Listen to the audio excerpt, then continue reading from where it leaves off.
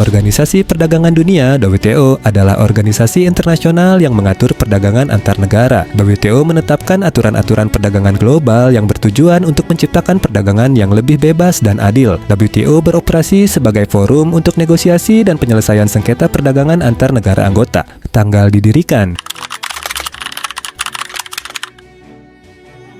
Perjanjian WTO sudah dapat ditandatangani pada tanggal 15 April 1994. Persetujuan ini sendiri mulai berlaku pada tanggal 1 Januari 1995, sehingga tanggal tersebut merupakan tanggal resmi pendirian Organisasi Perdagangan Dunia.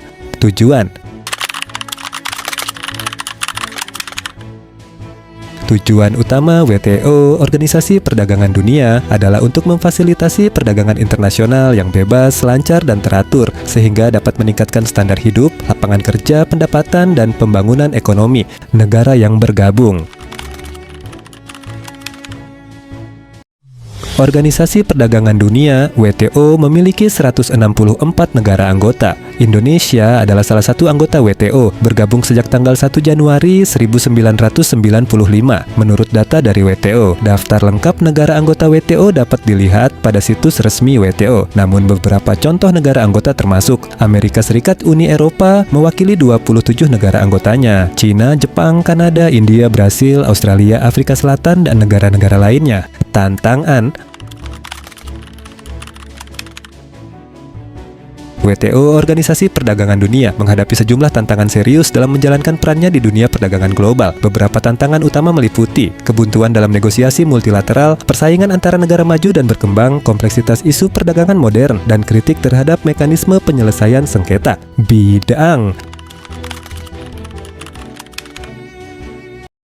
Organisasi Perdagangan Dunia (WTO) bergerak di bidang pengaturan dan fasilitasi perdagangan internasional. Lebih spesifik, WTO bertugas untuk 1. Menetapkan aturan perdagangan global. WTO menyediakan kerangka kerja hukum untuk perdagangan barang, jasa, dan kekayaan intelektual antar negara anggota.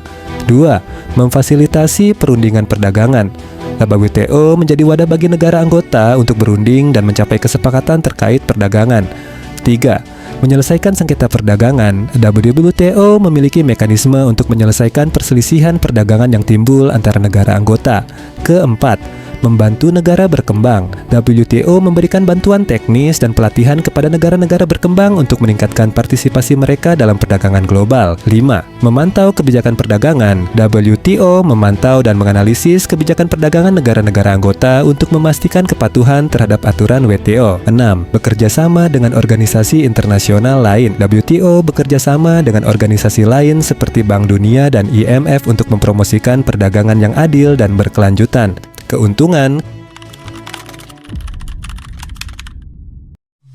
Keuntungan WTO, Organisasi Perdagangan Dunia, bagi negara anggota termasuk Indonesia, meliputi peningkatan volume perdagangan, penurunan tarif dan hambatan perdagangan, integrasi ekonomi global yang lebih dalam, peningkatan kompetisi dan efisiensi, pertumbuhan ekonomi, dan pengentasan kemiskinan. Selain itu, WTO juga berperan dalam penyelesaian sengketa perdagangan secara adil dan menyediakan kerangka kerja untuk perdagangan internasional yang lebih teratur.